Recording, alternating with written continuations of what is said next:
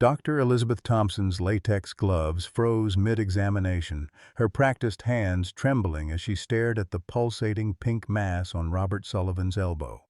The dark opening at its center wasn't just a wound. Something was moving inside. "Jesus Christ," whispered Nurse Sarah, her clipboard clattering to the sterile floor as she stumbled backward against the examination table. Bob Sullivan, 72 and stubborn as Virginia clay, had carried this secret for 3 months, setting 2 dinner plates each night since Martha passed, pretending the growing lump was just another war souvenir. Now, as the mass visibly contracted under the harsh fluorescent lights, his weathered face crumpled with the weight of 5 decades. "Get Dr. Williams on the phone now," Thompson commanded, her voice cutting through the sudden silence, though her mind raced with impossible questions. What had emerged from the jungles of Vietnam after 50 years of silence? And why was it choosing to reveal itself now? Leave a like and share your thoughts in the comments along with the city you're watching from now. Let's continue with the story. The waiting room of the Richmond VA Medical Center had seen its share of broken men, but none quite like Robert "Bob" Sullivan. At 72, his calloused hands still bore the strength that had built half the construction projects in Henrico County, yet today they shook as he pulled his flannel sleeve down over the grotesque pink growth that had consumed his left elbow. 3 months ago, on the anniversary of Martha's death, Bob had noticed the tiny bump.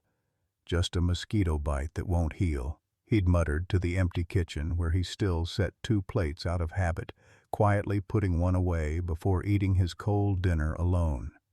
Martha would have dragged him to the doctor within a week, but Martha was 3 years in the ground, taken by Alzheimer's that had stolen her piece by piece until she no longer recognized the man who'd loved her for 47 years. The lump had other plans.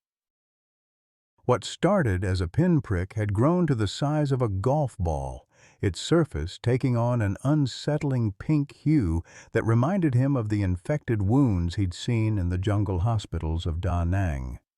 Last week, a small opening had appeared at its center, a dark hole that seemed to breathe with its own rhythm. Bob's 3 sons hadn't spoken to him since Martha's funeral, when grief and pride had collided in a spectacular argument that scattered the family like shrapnel. Michael, the heart surgeon in Boston, had tried to write checks for the mounting medical bills. David, the trauma nurse in Chicago, had offered to move back home. James, the pharmacist in Norfolk, had begged his father to move closer to family. Bob had refused them all with the stubborn dignity that had carried him through 2 tours in Vietnam and 50 years of manual labor. "A man handles his own problems," he'd told them, the same words his father had spoken during the Depression. Now, surviving on $1,200 a month in Social Security and drowning in $50,000 of debt from Martha's care, Bob wondered if pride was just another word for foolishness. Dr. Elizabeth Thompson represented everything Bob both respected and distrusted about modern medicine. At 66, she'd spent 4 decades treating veterans at the VA, earning a reputation as the doctor who never gave up on lost causes. Her husband Richard lay dying of brain cancer 30 miles away, their retirement dreams of a cabin in Montana replaced by hospital vigils and experimental treatments they couldn't afford. The irony wasn't lost on either of them. 2 people approaching the end of their stories, each carrying burdens too heavy to share. Bob's war had followed him home in ways the VA compensation forms never covered, while Dr. Thompson's war was being fought in hospital corridors against an enemy that didn't respect 40 years of service or a love story that deserved a better ending. Neither could have imagined that a routine clinic visit would uncover secrets that had been buried for half a century. Bob's appointment had been scheduled for 8:30 on a Monday morning when the VA clinic moved with the efficiency of a well-oiled machine. He'd arrived 20 minutes early, a habit ingrained by military service and reinforced by Martha's gentle nagging over the decades. "Better to be early and wait than late and sorry," she used to say, words that now echoed in the hollow spaces of his daily routine. The receptionist, a young woman with kind eyes and a professional smile, had asked for his insurance card with practiced politeness. Bob fumbled through his worn leather wallet, the same one Martha had given him for their 20th anniversary, and produced a Medicare card so creased it barely held together. "I'll pay cash for anything Medicare doesn't cover," he lied smoothly, knowing full well his checking account held exactly $347 until his next Social Security deposit. The waiting room gradually filled with familiar faces, men of his generation carrying invisible wounds alongside visible ones. There was Tommy Richardson, who'd lost his left leg to a mine near Saigon and now struggled with diabetes that wouldn't heal. Frank Morrison sat hunched over his cane, the tremor in his hands growing worse each month, though the VA insisted it wasn't service-connected. These were Bob's brothers in arms, men who'd answered their country's call and returned to a world that preferred to forget their sacrifice. When his name was called, Bob followed Nurse Sarah down the familiar corridor lined with motivational posters about healthy living and addiction recovery. Sarah had been at the VA for 15 years, long enough to recognize the signs of a veteran in denial. Bob's file indicated routine visits for blood pressure and the occasional bout of bronchitis, but nothing that would explain the way he favored his left arm or the careful way he moved to avoid bumping his elbow. The examination room smelled of disinfectant and hope deferred. Bob settled onto the paper-covered table, the crinkling sound unnaturally loud in the sterile space. Sarah took his vitals with professional efficiency, noting his elevated blood pressure and the slight fever he'd been ignoring for weeks. When she asked him to remove his flannel shirt, Bob hesitated for the first time in memory. "It's probably just a cyst," he mumbled, slowly rolling up his sleeve to reveal the pink mass that had been his secret shame for 3 months. Sarah's gasp was involuntary, her clipboard slipping from suddenly nerveless fingers to clatter against the linoleum floor. The growth was unlike anything in her 15 years of nursing experience. Pink and fleshy, about the size of a golf ball, it seemed to pulse with its own rhythm. The small opening at its center was darker than it should be, as if it extended deeper into Bob's arm than anatomy would allow. What made her step backward wasn't the size or color. It was the subtle movement beneath the surface, like something shifting restlessly in confined spaces. "Mr. Sullivan," she managed, her voice higher than usual, "I need to get Dr. Thompson immediately. Don't touch it, okay?" Bob nodded, suddenly feeling every one of his 72 years. He'd known this day would come, had felt it building like pressure before a storm. The lump had been getting more active lately, especially at night, when the phantom sounds of helicopter rotors filled his dreams. Sometimes he swore he could feel it responding to his heartbeat, synchronizing its rhythm with his own. "Doctor." Thompson arrived within minutes, her usual composed demeanor faltering when she saw what had prompted the urgent call. She'd been preparing to leave early for Richard's chemotherapy appointment when Sarah's panicked voice had reached her office. 40 years of treating veterans had shown her every conceivable war wound, tropical disease, and service-related ailment, but this defied classification. "Mr. Sullivan," she said carefully, pulling on fresh gloves, "I need to ask you some specific questions about your service in Vietnam, and I need you to be completely honest with me." Bob's jaw tightened. "Already told you people everything. 2 tours, Da Nang area, 71 to 73. Purple Heart for shrapnel in my leg. Nothing else to tell." "Were you ever exposed to Agent Orange?" "Hell yes, we all were. Government spent 20 years denying it, then another 20 admitting it. What's that got to do with my elbow?" "Doctor." Thompson moved closer, using a magnifying glass to examine the growth. Under magnification, the movement became more pronounced. Something was definitely alive inside the encapsulated mass. "Mr. Sullivan, Did you ever have any unusual injuries in Vietnam? Anything that might have seemed minor at the time but took longer to heal than expected? Bob's mind drifted back 5 decades to a jungle patrol near the Mekong Delta. He'd been point man that day, leading his squad through knee-deep water when he'd stepped on something soft and yielding. Not a mine, those he knew by heart, but something organic that had given way under his boot. He'd felt a sharp pain in his elbow as he'd stumbled, catching himself on a partially submerged log. The medic had cleaned the small puncture wound and wrapped it with field dressing, warning him to keep it dry and clean, impossible advice in a combat zone. "Maybe," he admitted reluctantly. "Small cut on my elbow.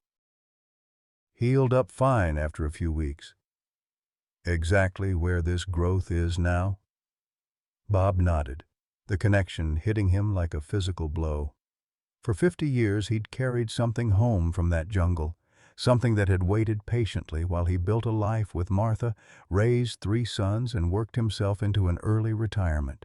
It had slept through college graduations and wedding dances, through Martha's slow decline and the lonely years that followed her death. Dr. Thompson stepped back, her mind racing through possibilities. The VA had seen cases of delayed reactions to tropical parasites, though nothing quite like this. The timing troubled her. Why would something dormant for half a century suddenly become active? "Mr. Sullivan, I'm going to be direct with you. This needs immediate surgical intervention. The mass appears to contain something that's very much alive, and we need to determine what it is before it grows larger or potentially spreads." "Can't afford surgery, Doc. Medicare doesn't cover experimental procedures, and I'm already drowning in debt from my wife's medical bills." The financial reality hit Dr. Thompson like a cold slap. She'd seen too many veterans choose between medical care and basic survival, pride preventing them from seeking help until crisis forced their hand. The estimated cost for the surgical exploration alone would exceed $80,000, not counting specialized testing or potential complications. "Mr. Sullivan, what if I told you this could be important beyond just your personal health? What if studying this could help other veterans who might be carrying similar conditions?" Bob studied her face, recognizing the desperation of someone fighting battles on multiple fronts. He'd heard the whispered conversations about Dr. Thompson's husband, seen the exhaustion in her eyes that came from watching someone you love slip away piece by piece. "Doc, you remind me of my Martha. She never could leave a hurt animal alone either." He rolled his sleeve back down carefully. "But I can't bankrupt my boys for some science experiment. They got their own families to worry about." As Bob prepared to leave, Dr. Thompson's phone buzzed with a text from the hospital where Richard was receiving treatment. The message was brief but devastating. "Husband's condition deteriorating rapidly. Please come immediately." She looked at Bob, then at her phone, then back at the man who might be carrying the key to understanding decades of medical mysteries. For the first time in her career, Dr. Elizabeth Thompson faced a choice between professional duty and personal crisis, not knowing that both paths would lead to the same heartbreaking destination. The call that changed everything came at 2:47 p.m. while Bob sat in his rusted Ford pickup truck in the VA parking lot, staring at discharge papers he couldn't afford to follow. Dr. Thompson had reluctantly agreed to let him go home with antibiotics and pain medication, though both knew it was merely postponing the inevitable.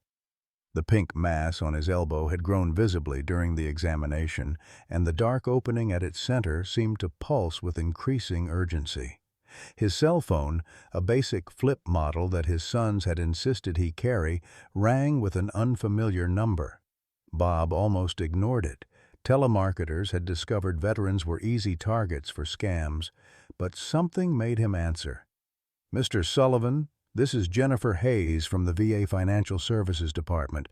I'm calling about your account." Bob's stomach dropped.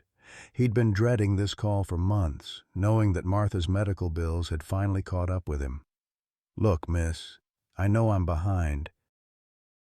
I'll figure something out. Sir, I'm actually calling because there's been a substantial deposit made to cover your medical expenses. A payment of $100,000 was processed this morning, specifically designated for your care. The phone slipped from Bob's trembling fingers, clattering against the truck's dashboard. $100,000. That was more money than he'd seen in his entire lifetime. There's got to be some mistake.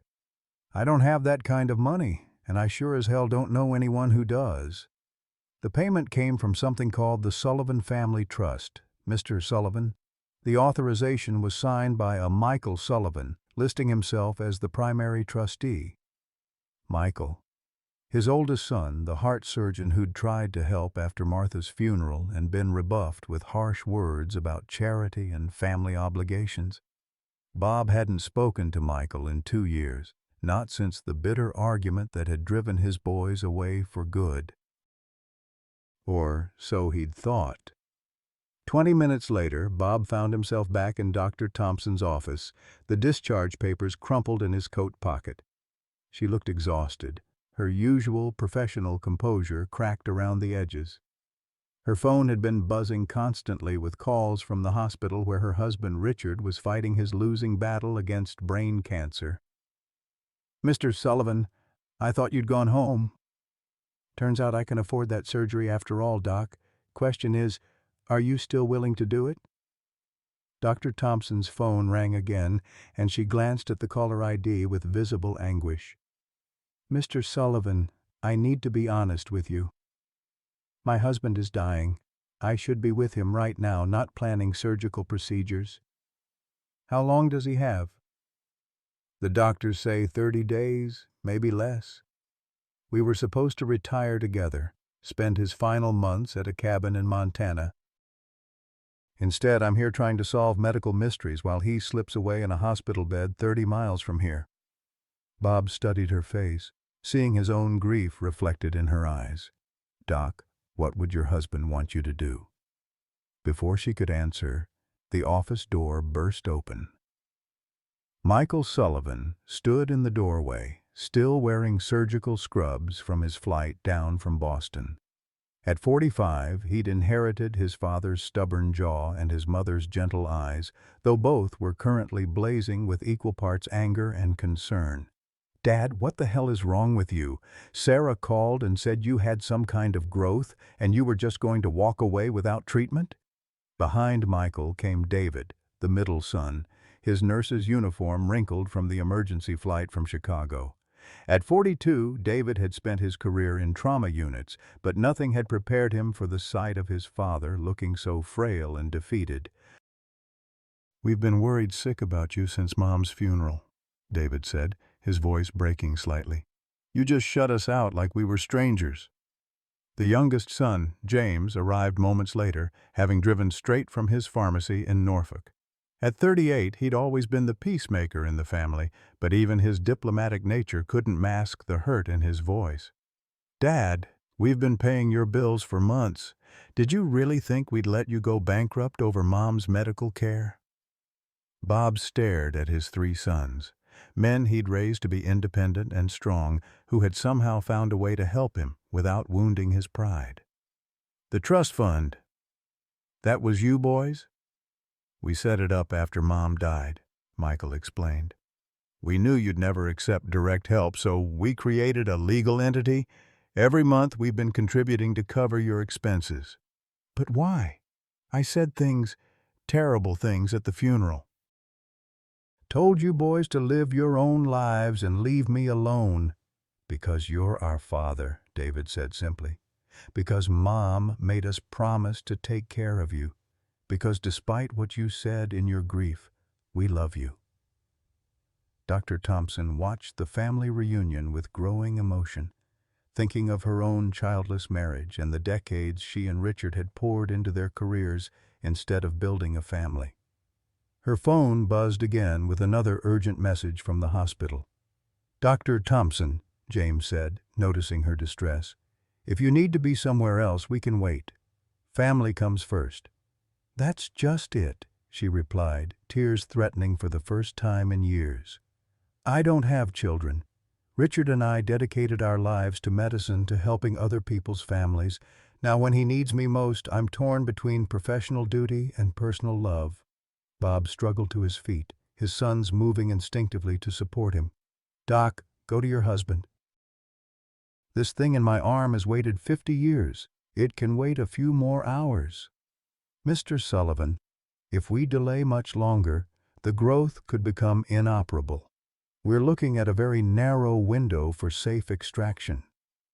Michael stepped forward, his surgical training taking over. Dr. Thompson, what exactly are we dealing with here? What kind of mass? Dr. Thompson explained what she'd observed, watching Michael's expression grow increasingly concerned.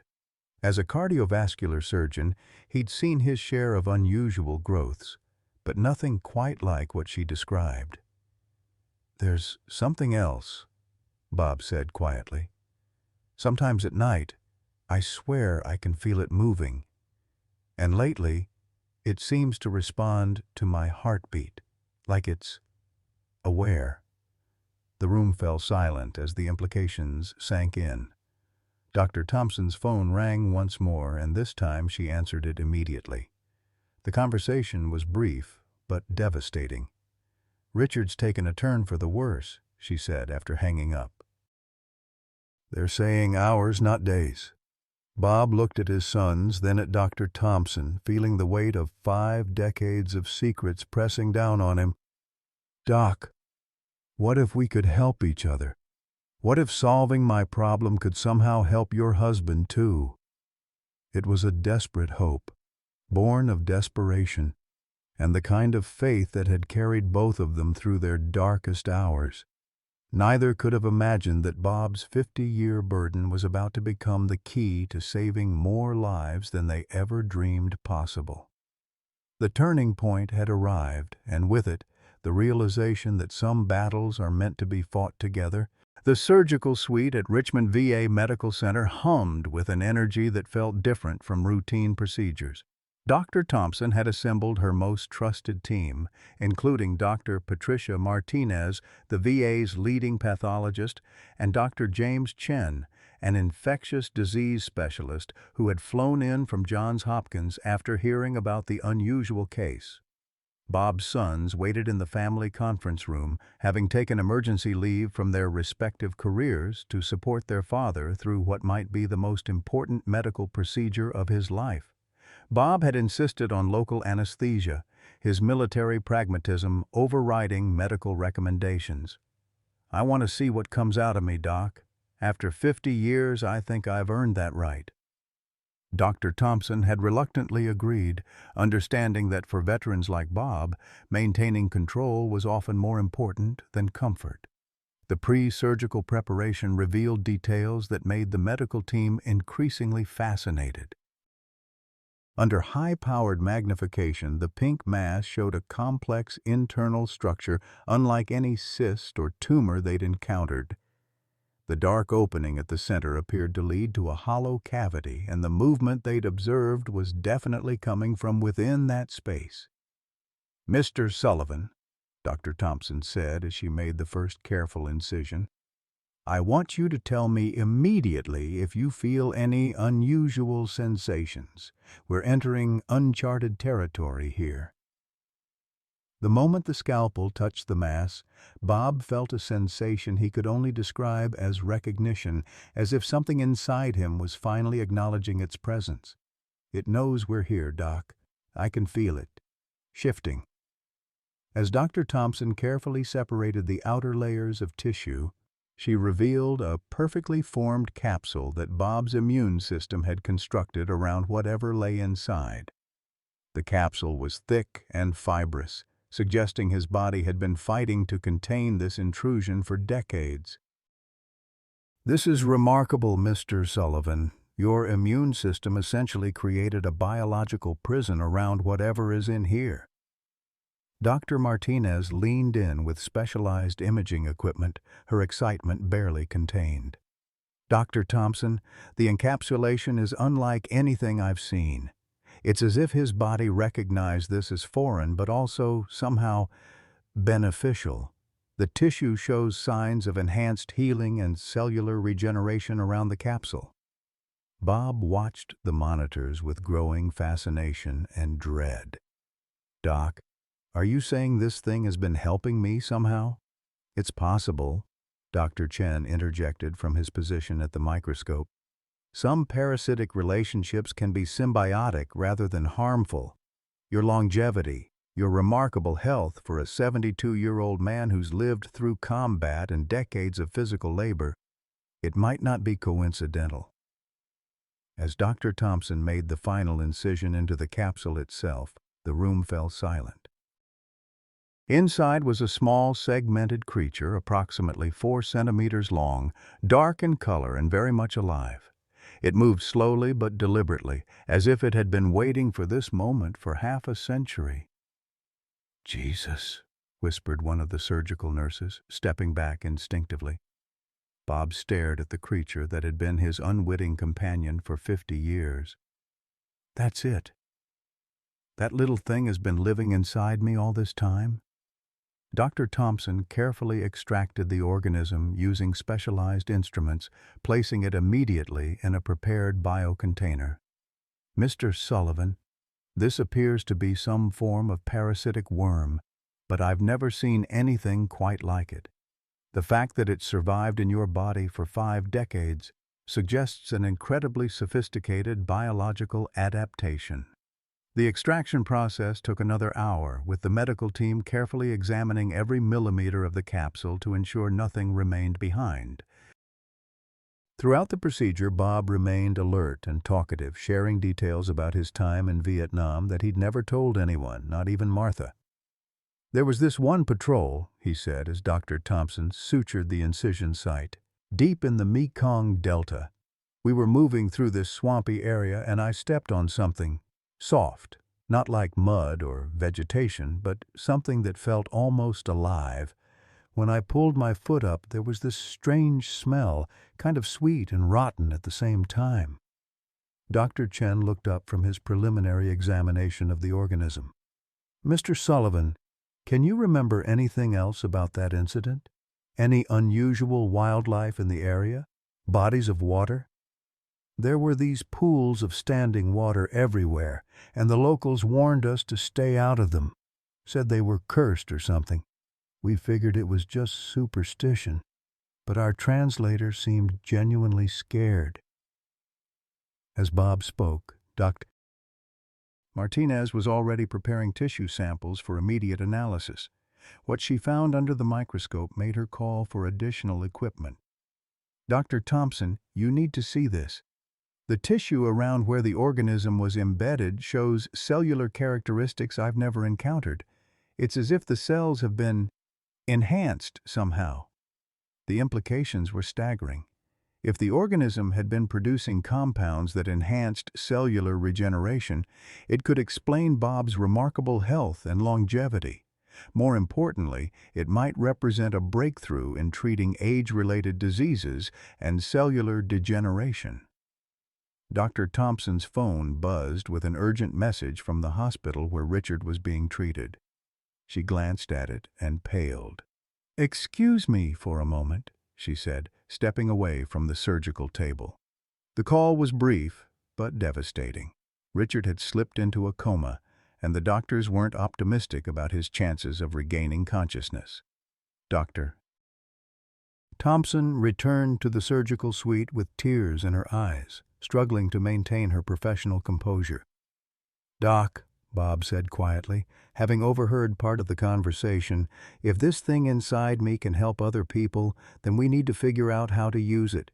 Your husband, other folks with brain cancer, whatever it takes." The next several hours blurred together as the medical team worked frantically to understand what they'd discovered.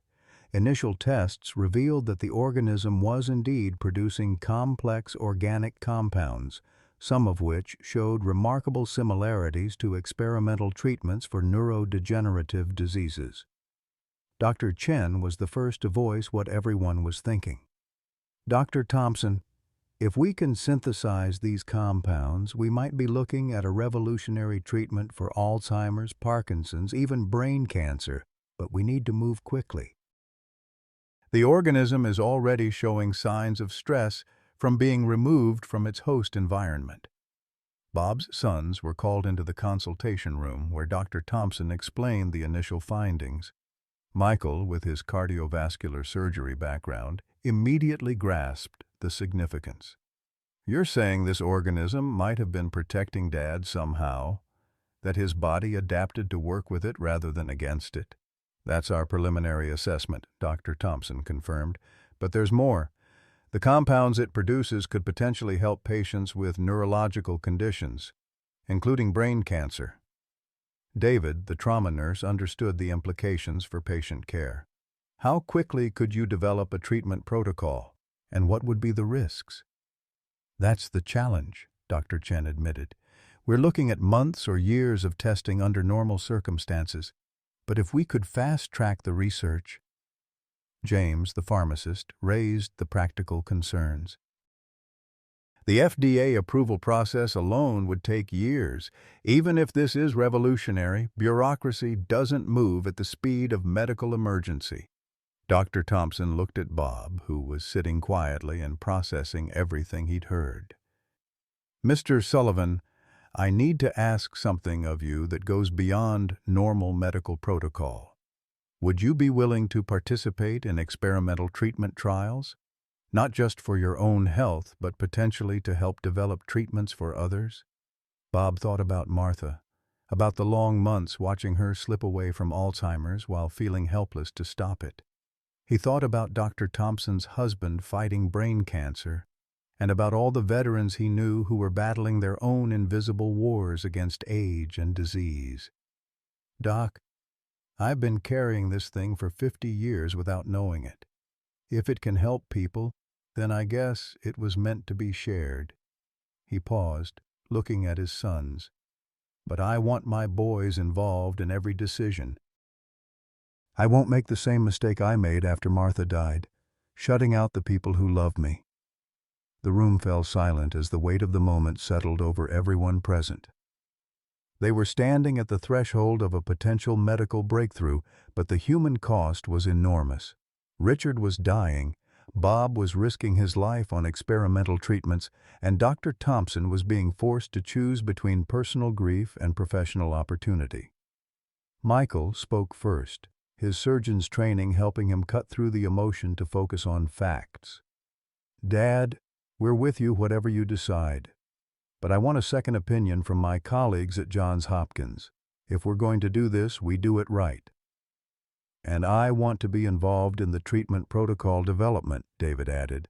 "I've seen too many experimental treatments go wrong because they didn't consider the patient care side of things." James nodded his agreement. "The pharmaceutical angle needs to be handled carefully, too. We can't let this become another case of medical profiteering while people suffer." Dr. Thompson felt a strange mix of hope and desperation. The organism that had lived symbiotically in Bob's body for half a century might hold the key to saving Richard and countless others. But the clock was ticking on multiple fronts. Richard's condition was deteriorating rapidly.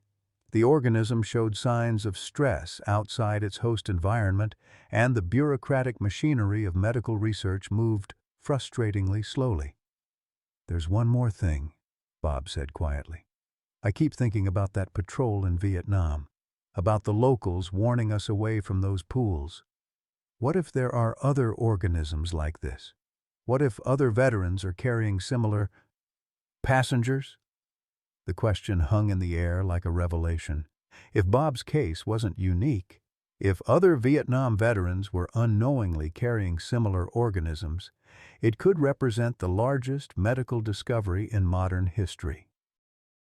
But it also meant that time was running out for an entire generation of aging warriors who might be harboring both medical miracles and ticking time bombs. Dr. Thompson made a decision that would change the course of her career and potentially alter the future of medicine. "Mr. Sullivan, I'm going to contact the CDC and the Pentagon. If there are other cases like yours, we need to find them quickly. And I'm going to recommend that we begin preliminary treatment protocols immediately, starting with my husband."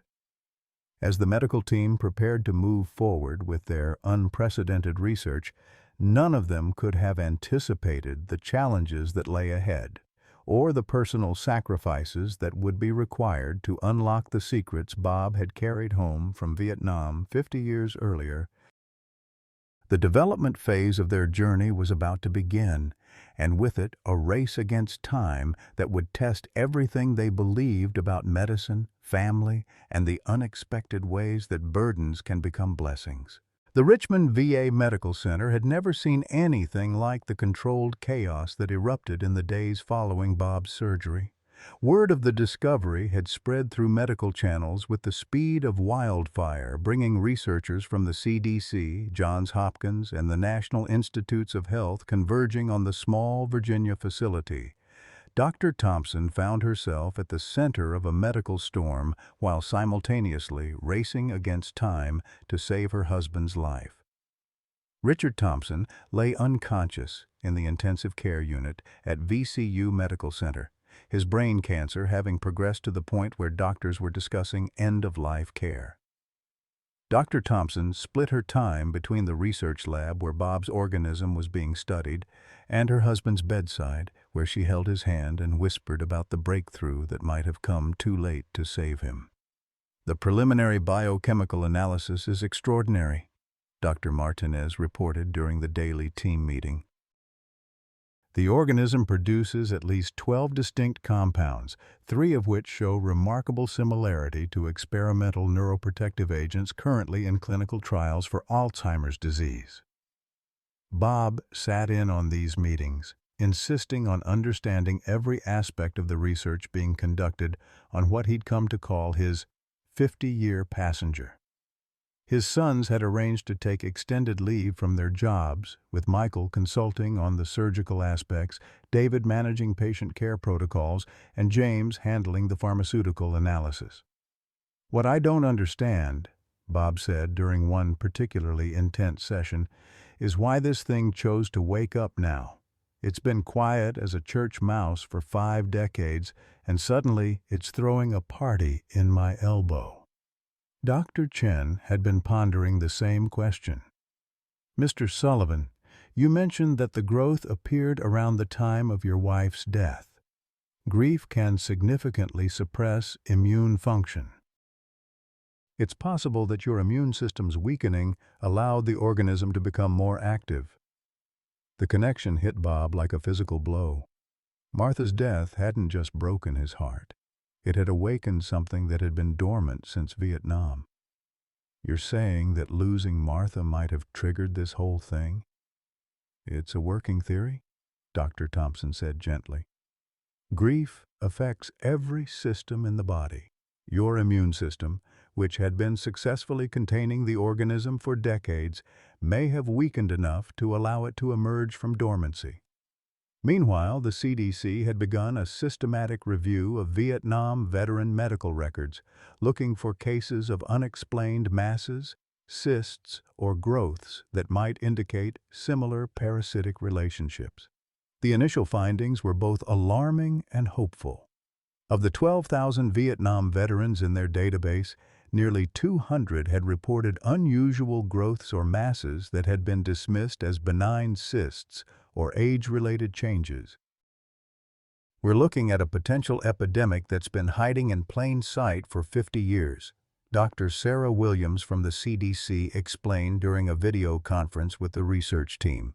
"If even a fraction of these cases are similar to Mr. Sullivan's, we're talking about hundreds of veterans who might be carrying organisms with therapeutic potential."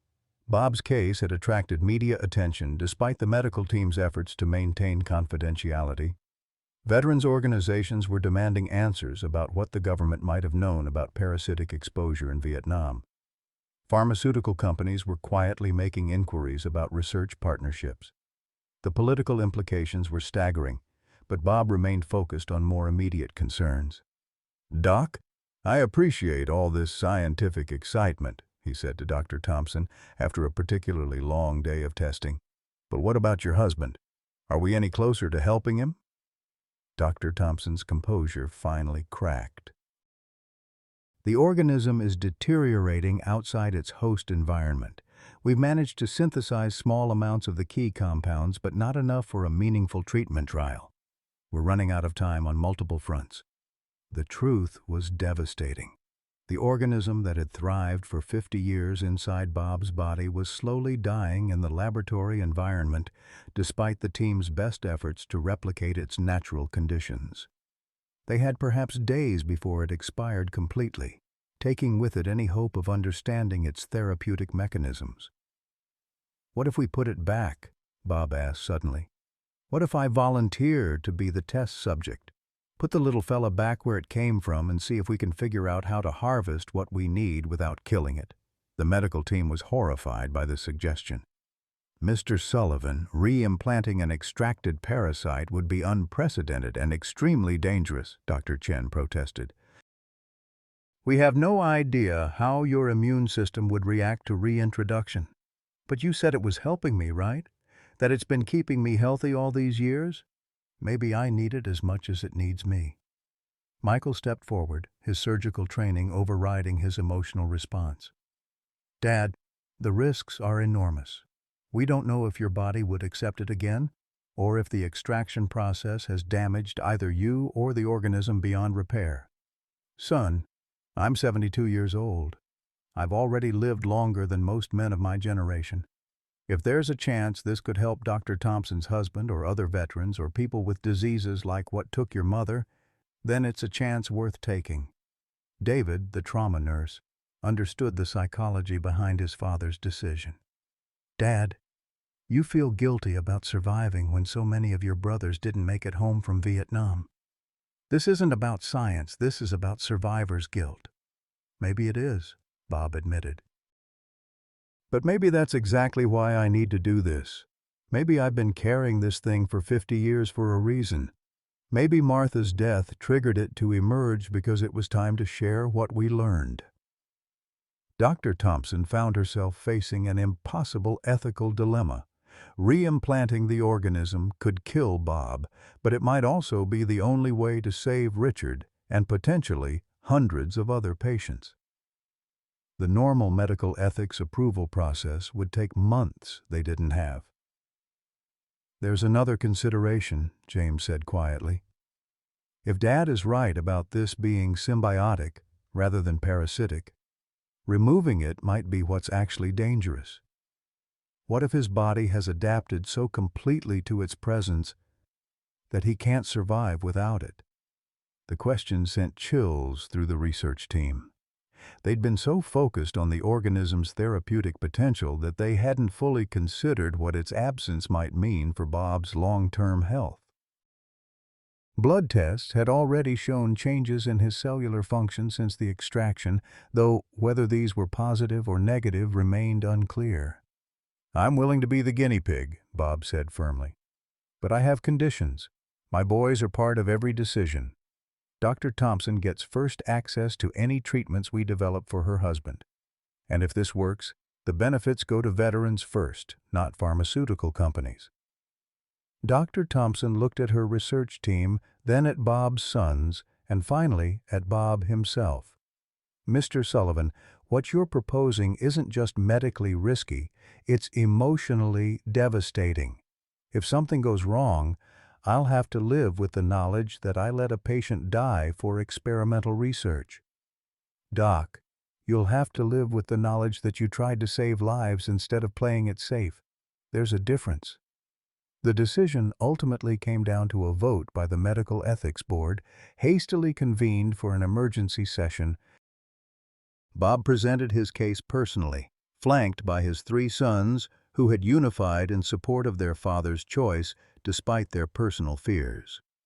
"Gentlemen and ladies," Bob addressed the board, "I've been a soldier, a construction worker, a husband, and a father. I've lived through a war, built a career with my hands, and watched the love of my life slip away from Alzheimer's disease. If there's a chance that something I've been carrying around for 50 years could prevent other families from going through what mine has endured, then I consider it my duty to take that chance." The board's decision was unanimous, but reluctant. They would approve the re-implantation procedure under strict experimental protocols, with Bob as the first and only test subject until safety could be established. As preparations began for the unprecedented surgery, Dr. Thompson received word that Richard had briefly regained consciousness and was asking for her. She rushed to his bedside, where her husband of 40 years took her hand with what little strength he had left. "Beth," he whispered, "I heard about the veteran with the parasite. If there's a chance it could help others, you have to try. Don't let my condition cloud your judgment. Richard, this could be the breakthrough we've been searching for our entire careers. But I'm terrified of losing both of you." "You won't lose me," he said with a weak smile. "I'll be watching over your shoulder in that lab, making sure you get the science right. And that old soldier has more fight left in him than any of us realize." As Dr. Thompson prepared for the most important surgery of her career, Bob spent the evening with his sons, sharing stories about their mother and his time in Vietnam that he'd never told before. For the first time in years, the Sullivan family was united by love rather than divided by pride. The climax of their extraordinary journey was about to begin, with Bob preparing to become medical history and doctor, Thompson racing to save 2 lives with a procedure that had never been attempted before. The re-implantation surgery was scheduled for Thursday morning, but by Wednesday evening everything began to unravel. Bob's post-extraction blood work showed alarming changes. His white blood cell count was dropping precipitously, and his body temperature had spiked to 103 degrees.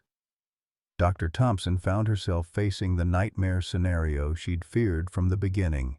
Bob's immune system was crashing without the organism it had coexisted with for 5 decades. "His body is going into withdrawal," Dr. Martinez explained to the assembled medical team and Bob's increasingly panicked sons. "It's as if we've removed a vital organ rather than a parasite. Every system is beginning to fail." Michael paced the hospital corridor like a caged animal, his surgeon's training warring with his son's terror. "How is this possible? How can removing a foreign organism cause this kind of systemic failure?" "Because it wasn't foreign anymore," Dr. Chen replied grimly. "After 50 years, Mr. Sullivan's body had completely integrated the organism into its biological processes. We didn't extract a parasite, we performed an amputation." In the ICU, Bob lay semi-conscious, his breathing labored and his skin taking on a grayish pallor that the nursing staff recognized as the beginning of multiple organ failure. David sat beside his father's bed, holding the same weathered hand that had taught him to throw a baseball and helped him through countless childhood crises. "Dad, you have to fight this," David whispered. "We just got you back. You can't leave us now." Dr. Thompson stood at the foot of Bob's bed, watching the monitors that showed his vital signs steadily declining. Across town, Richard was experiencing his own crisis. The small amount of synthesized compound they'd managed to produce had shown promising initial results, but his cancer was progressing too rapidly for the experimental treatment to keep pace. "We have to move up the surgery," she announced to the team. "If we wait until morning, we might lose them both." James grabbed her arm gently but firmly. "Dr. Thompson, you're exhausted. You've been running on adrenaline and coffee for 3 days. Are you sure you're in condition to perform this kind of experimental procedure? I'm the only one who understands the organism's biology well enough to attempt re-implantation," she replied, though her hands were trembling slightly. "And frankly, we're out of options." The emergency surgery began at 11:47 p.m. in an operating room that felt more like a battlefield than a medical facility. Bob's condition had deteriorated so rapidly that anesthesia was minimal. His body was too weak to handle standard surgical protocols.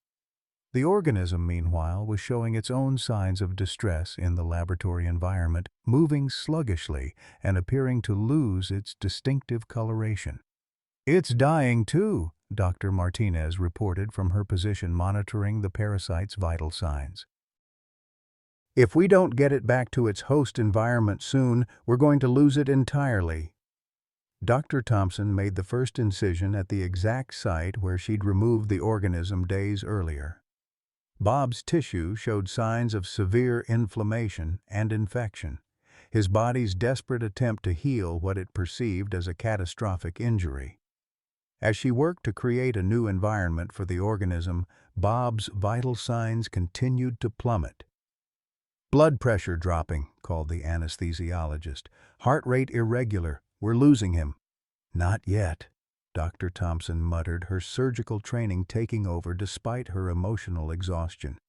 "Come on, Mr. Sullivan. Your body knows what it needs." The moment of re-implantation was unlike anything in medical literature. As Dr. Thompson carefully placed the organism back into Bob's tissue, both patient and parasite seemed to respond immediately.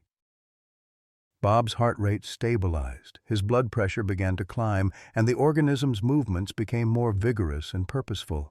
"It's working," Dr. Chen whispered in amazement. "They're recognizing each other." But the celebration was premature. Even as Bob's vital signs improved, the trauma of the double surgery had taken an enormous toll on his 72-year-old body. His kidneys were failing, his liver function was compromised, and his brain showed signs of oxygen deprivation from the prolonged crisis. Michael burst into the operating room, still wearing street clothes, having been called when his father's condition became critical. "How is he? Is he going to make it?" Dr. Thompson looked up from the monitors, her surgical mask unable to hide the despair in her eyes. "The re-implantation appears to be successful, but the systemic damage may be irreversible. We're looking at multiple organ failure." At 3:22 a.m., Bob Sullivan's heart stopped beating. The crash team worked for 47 minutes to revive him using every technique available to modern medicine. When they finally succeeded in restoring a weak but steady rhythm, Bob remained unconscious, his prognosis uncertain at best. David collapsed into a chair beside his father's bed, overwhelmed by the déjà vu of watching another family member slip away in a hospital room. "This is just like Mom all over again. We're going to lose him piece by piece." James put his arm around his brother's shoulders, his own tears falling freely. "At least this time we're here. At least this time we're fighting together." In another wing of the hospital, Richard Thompson died peacefully in his sleep at 4:15 a.m., never knowing whether the experimental treatment might have saved his life. Dr. Thompson received the news while still monitoring Bob's post-surgical condition, the double blow threatening to shatter her completely. The tragedy that had been building throughout their extraordinary journey had finally arrived, and the question now was whether any of them would survive it intact. The fluorescent lights of the ICU waiting room hummed with the same relentless persistence that had marked the past week, casting harsh shadows across the faces of three men who had aged years in a matter of days. Michael, David, and James Sullivan sat in plastic chairs that had supported countless other families through their darkest hours, watching the clock on the wall tick past 6 a.m. as their father fought for his life behind closed doors. Dr. Thompson had not left the hospital since Richard's death 12 hours earlier. She moved through the corridors like a ghost, checking Bob's monitors with mechanical precision while her personal world crumbled around her. The experimental re-implantation had technically succeeded. The organism was once again integrated into Bob's tissue and showing signs of healthy activity. But Bob himself remained unconscious, his body struggling to recover from the trauma of multiple surgeries and systemic failure. "I killed them both, Doctor." Thompson whispered to Dr. Martinez during one of their quiet consultations outside Bob's room. Richard died while I was trying to save a stranger, and now Mr. Sullivan is dying because I convinced him to risk an experimental procedure. Elizabeth, you need to go home and rest, Dr. Martinez replied firmly. Richard's cancer was terminal regardless of any treatment we might have developed, and Mr. Sullivan made his own choice to undergo this procedure. You're not responsible for every outcome. But Dr. Thompson couldn't accept that logic. 40 years of medical practice had taught her that responsibility was the price of holding other people's lives in your hands. She had chosen to prioritize experimental research over confirmed medical care, and now she was paying the price in the most devastating way possible. The breakthrough came at 8:30 a.m. when Dr. Chen burst into the waiting room with news that changed everything. The autopsy results on Mr. Thompson are extraordinary, he announced to the assembled group. The synthesized compound we gave him was working. His brain tissue shows significant regeneration and tumor reduction. He didn't die from the cancer. He died from a massive brain hemorrhage that was completely unrelated to his treatment. Dr. Thompson looked up from the coffee she'd been staring at for the past hour. What are you saying? I'm saying that the treatment worked, Elizabeth. If Richard hadn't suffered that hemorrhage, he might have had months or even years of additional life. The organism's compounds are even more powerful than we initially believed. The news should have been encouraging, but it felt like salt in a wound that was already too deep to heal. Dr. Thompson had lost her husband while discovering a treatment that might have saved him, a cruel irony that seemed to define her entire professional life. Meanwhile, Bob's condition remained critical but stable. The re-implanted organism was producing compounds at an accelerated rate, as if it sensed the urgency of its host's condition. Blood tests showed remarkable improvements in cellular regeneration and immune function, but Bob's consciousness remained frustratingly elusive. "Talk to him," Michael urged his brothers during one of their bedside vigils. "The nurses say unconscious patients can often hear family voices. Maybe he needs to know we're here." David took his father's weathered hand, the same hand that had built houses and fixed cars and held them when they were afraid. "Dad, it's David. We're all here. Michael, James, and me. We need you to come back to us. There's so much we never said, so much we need to make right." James moved closer to the bed, his pharmacist's training warring with his son's desperation. "Dad, remember what you used to tell us when we were kids? Sullivans don't quit. Well, we need you to prove that now. We need you to fight your way back." Michael, the surgeon who had spent his career saving other people's fathers, felt helpless watching his own father slip away. "Dad, I'm sorry we stayed away so long after Mom died. I'm sorry we let pride get in the way of family, but we're here now, and we're not leaving." Hour by hour, day by day, the Sullivan brothers maintained their vigil while Dr. Thompson threw herself into analyzing the data from Bob's case. The organism was producing compounds in quantities they'd never seen before, as if it was working overtime to repair the damage to its host. More importantly, they were learning to synthesize these compounds in larger quantities, opening the door to treatments for hundreds of patients. On the fourth day of Bob's coma, Dr. Thompson made a discovery that changed her understanding of everything they'd observed. "The organism isn't just producing healing compounds," she explained to the research team. "It's essentially rewriting Mr. Sullivan's genetic code at the cellular level. It's been doing this for 50 years, which explains his remarkable health and longevity."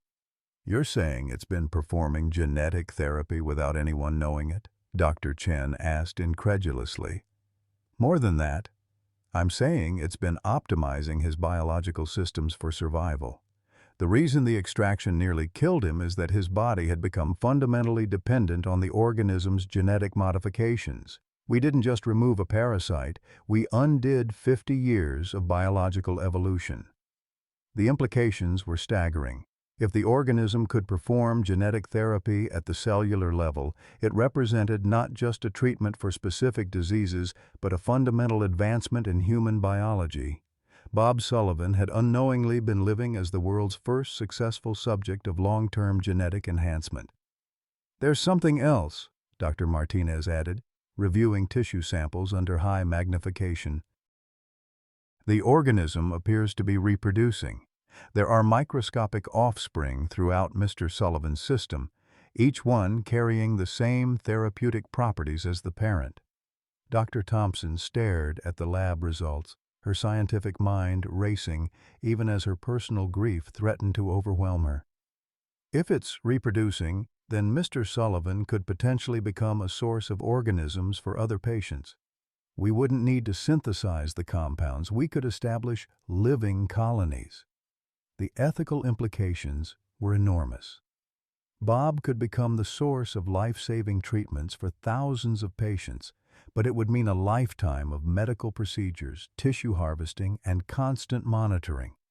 He would essentially become a living pharmaceutical factory. On the 6th day, Bob's eyes opened. "Dad?"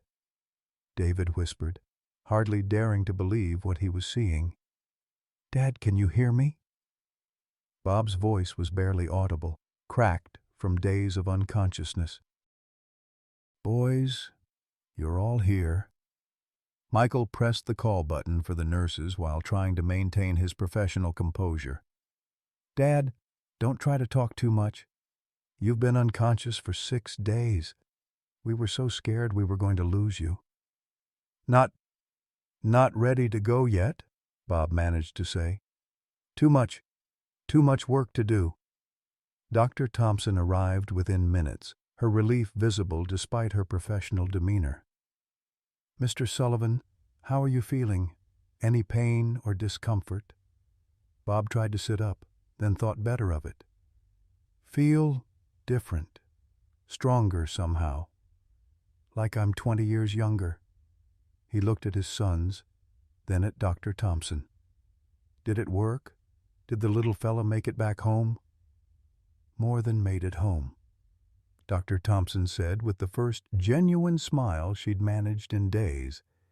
"It's thriving, and it's been producing compounds that have essentially rebuilt your cellular structure. Mr. Sullivan, you may have just become the healthiest 72-year-old man in medical history." James squeezed his father's hand. "Dad, there's something we need to tell you. While you were unconscious, we learned that your passenger might be able to help thousands of other people, but it would mean more procedures, more time in hospitals." Bob was quiet for a long moment, processing the implications. "Dr. Thompson, what happened to your husband? Did the treatment help him?" Dr. Thompson's composure faltered. "Richard passed away while you were in surgery, but the autopsy showed that the treatment was working. If he hadn't suffered an unrelated hemorrhage, he might have had significantly more time." "I'm sorry, Doc. I truly am." Bob reached out to take her hand. "But his sacrifice wasn't for nothing, was it? We learned something that can help other people?" "We learned more than we ever imagined possible," she replied. "Mr. Sullivan, you're carrying the key to treating some of humanity's most devastating diseases. But the choice of how to use that gift is entirely yours." Bob looked at his 3 sons, seeing the love and fear and hope in their faces. "Boys, what do you think? Should an old soldier keep fighting the good fight?" Michael spoke for all of them. "Dad, whatever you decide, we're with you. But if you can help save other families from going through what we went through with Mom, then maybe that's why you survived Vietnam. Maybe that's why you carried this thing for 50 years. "Maybe," Bob said quietly. "Or maybe I just got lucky, and now it's time to share that luck with folks who need it more than I do." The reversal was complete. What had begun as a medical crisis had transformed into the greatest breakthrough in modern medicine. And Bob Sullivan, the stubborn Vietnam veteran who had nearly died from pride, was about to become the most important patient in medical history. But the truth was still waiting to be revealed, and with it, discoveries that would challenge everything they thought they knew about Bob's 50-year journey from the jungles of Vietnam to a hospital bed in Richmond, Virginia. 6 months after Bob Sullivan's miraculous recovery, the modest conference room at Richmond VA Medical Center had been transformed into something resembling mission control. Charts covered every wall, displaying treatment outcomes from 17 different medical centers across the country. Dr. Thompson, now the director of the newly established Sullivan-Thompson Institute for Regenerative Medicine, stood before a gathering that would have been impossible to imagine when this journey began. Bob sat in the front row, looking remarkably younger than his 73 years. The gray had returned to his hair in places, the lines around his eyes had softened, and he moved with an energy that reminded his sons of the father they'd known in their childhood. Beside him sat Martha's sister Carol, who had traveled from Oregon to witness what she called Bobby's second chance at life. "Ladies and gentlemen," Dr. Thompson began, addressing the assembled crowd of medical researchers, government officials, and media representatives. 6 months ago, we thought we were dealing with a parasitic infection. Today, I can confirm that we have documented the most significant advancement in regenerative medicine in human history. The journey to this moment had been extraordinary. Following Bob's recovery, word of the breakthrough had spread through medical communities worldwide. The Vatican had sent representatives to study what they cautiously termed a divine gift of healing. The Pentagon had declassified 50-year-old documents about biological experiments in Vietnam, revealing that Bob had unknowingly been part of a failed military research program. Most importantly, 847 Vietnam veterans had come forward with similar growths, leading to the discovery of an entire community of unknowing carriers. The organism, Dr. Thompson continued, which we've designated Regeneratus symbioticus, exists in a true symbiotic relationship with its human host. It doesn't steal from the body, it enhances it. For 50 years, it has been slowly optimizing Mr. Sullivan's cellular structure, essentially providing him with the biological equivalent of a maintenance program. Michael Sullivan, now serving as the Institute's Chief of Surgical Research, stood to address the gathering. "My father's case has led to successful treatments for 412 patients with degenerative diseases. We've seen remarkable improvements in Alzheimer's, Parkinson's, muscular dystrophy, and numerous forms of cancer. The success rate has exceeded our most optimistic projections." But the most profound changes weren't visible in the medical data. Bob had become something he'd never expected to be in his 70s, a grandfather figure to hundreds of patients who wrote him letters, sent him pictures, and credited him with giving them hope. His apartment, once a shrine to loneliness and loss, now overflowed with thank-you cards, children's drawings, and photos of families reunited by treatments derived from his unique biology. "The hardest part," Bob had told a reporter the previous week, "isn't the medical procedures or the constant monitoring. It's accepting that something I carried home from that awful war turned out to be a blessing. For 50 years, I thought Vietnam had taken everything from me. Turns out, it gave me the chance to give something back." Dr. Thompson had found her own form of healing through the work. The grief of losing Richard remained, but it had been transformed into purpose. The Institute bore both their names, ensuring that Richard's memory would be forever linked to the breakthrough he'd helped inspire. "Richard always said that medicine was about hope," she often told visitors to the Institute. "I think he would be proud that his final contribution was helping us learn to hope again." James Sullivan had left his pharmacy to become the Institute's Director of Patient Advocacy, ensuring that treatments developed from his father's biology remained accessible to veterans and low-income patients. "Dad always said that what you do matters more than what you get," James explained to a congressional committee investigating pharmaceutical pricing. This discovery belongs to the people who need it, not the companies that want to profit from it. David had taken a leave of absence from his trauma nursing position to develop support programs for the families of treatment recipients. His own experience watching his parents' struggles had given him unique insight into the emotional challenges faced by families dealing with degenerative diseases. Healing isn't just about the patient, he would tell support groups. It's about rebuilding the hope that disease tries to steal from everyone who loves them. The most remarkable transformation, however, had been in Bob's relationship with his past. The nightmares that had plagued him since Vietnam had gradually faded, replaced by dreams of the young Vietnamese girl he'd helped evacuate from a bombed village in 1972. Through the Institute's international outreach program, they'd managed to locate her. Now, Dr. Linh Nguyen, a pediatric oncologist in Ho Chi Minh City. "Mr. Sullivan," Dr. Nguyen had said during their video call, "you saved my life when I was 7 years old. Now, 50 years later, you're saving lives again. Perhaps this is what we call karma, the circle completing itself." The conversation had led to a collaboration between the Institute and Vietnamese medical researchers who had discovered that certain populations in the Mekong Delta had natural immunity to degenerative diseases. The organism that had chosen Bob as its host was endemic to that region, and local communities had coexisted with it for generations. "It's ironic," Bob had mused to Dr. Thompson during one of their regular consultations. "We went to Vietnam thinking we were fighting an enemy, and I came home carrying what turned out to be an ally. Makes you wonder how many other things we get backwards in life." The personal revelations had been equally profound. Carol, Martha's sister, had shared family medical records that revealed Martha's Alzheimer's had progressed much slower than typical cases. "The doctors always said it was unusual," she told Bob.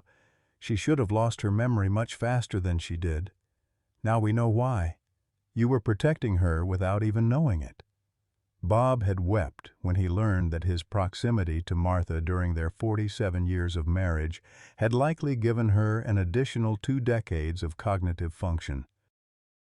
The organism's beneficial compounds had been transferring to her through constant contact, delaying the onset of her symptoms by years.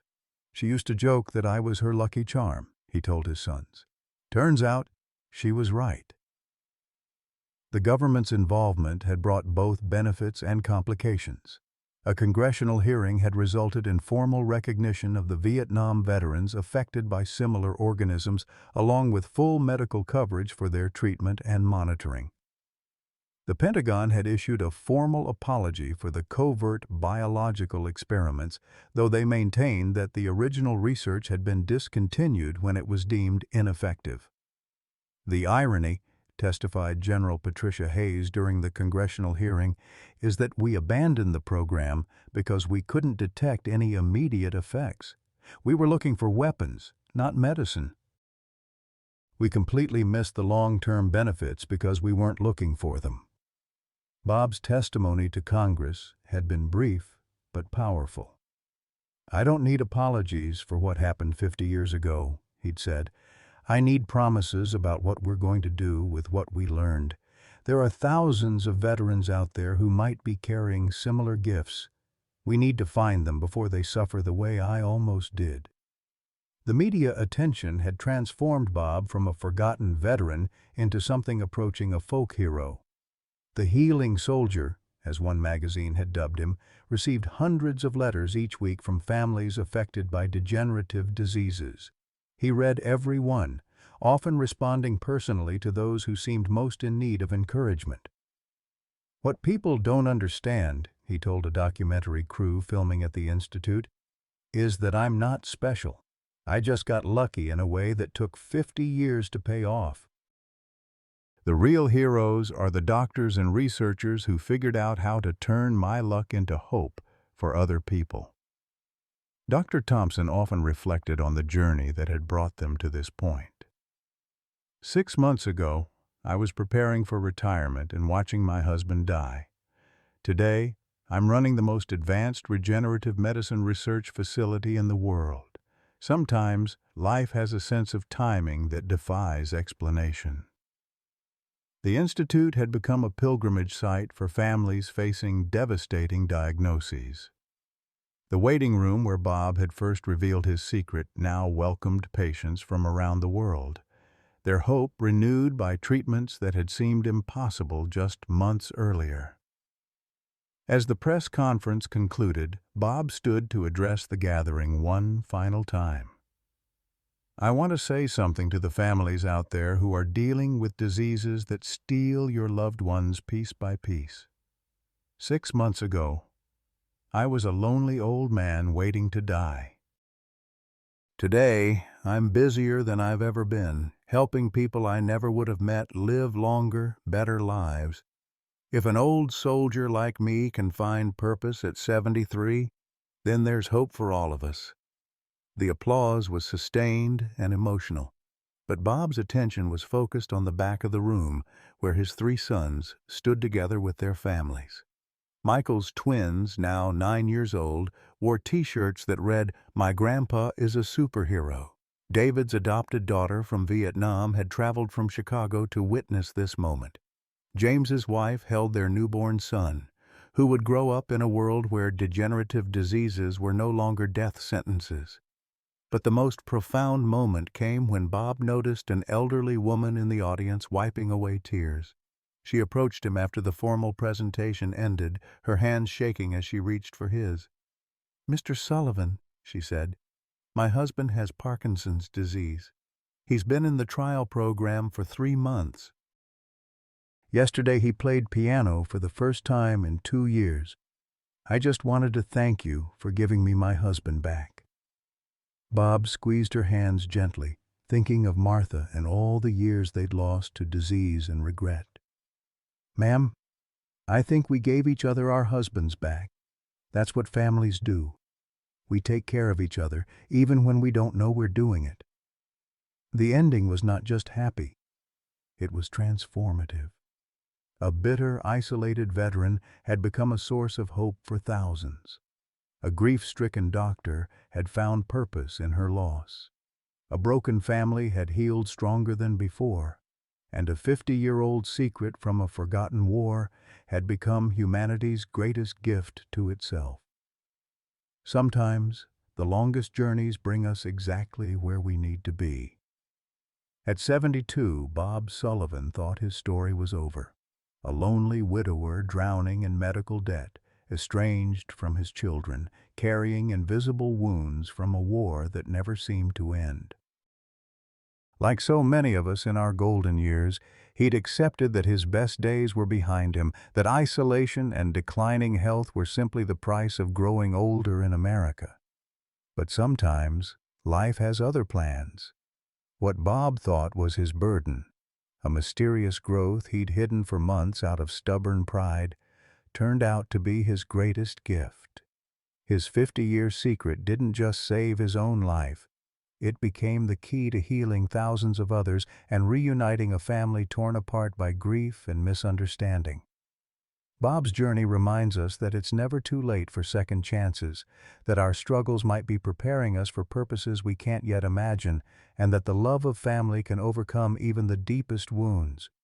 His story proves that in our supposed twilight years, we might actually be approaching our brightest dawn, if we have the courage to let others help us shine. Have you ever discovered that something you thought was holding you back was actually preparing you for something greater? What family relationship do you wish you could heal before it's too late? Please share your thoughts in the comments below. Your story might be exactly what someone else needs to hear today.